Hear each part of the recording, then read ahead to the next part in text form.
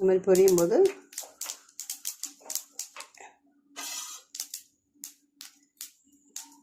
வேறு பாத்திரத்தில் மாற்றிடலாங்க.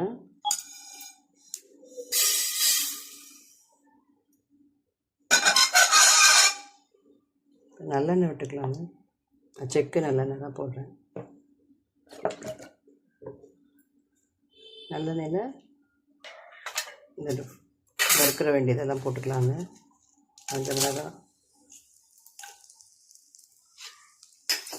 காஞ்ச மிளகாய், ரோஸ்ட் பண்ணது, கடலைப்பருப்பு, உளுத்தம் பருப்பு, தனியா அதெல்லாம் போட்டுக்கலாம். நல்லா கோல்டு கலராக மாறட்டும். கலர் சேஞ்ச் ஆகிடுச்சு. இதில் வந்து இந்த புளியும் போட்டு லைட்டாக ஒரு எடுத்துட்டு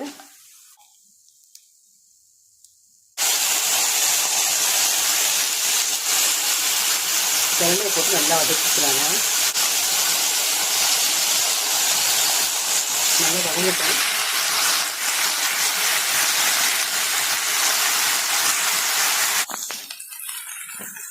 வதங்கிடுச்சுங்க.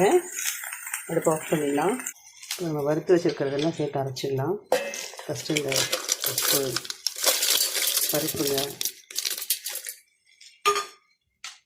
கல்லுப்பு எல்லாம் போட்டு முதல்ல அரைச்சிடலாம்.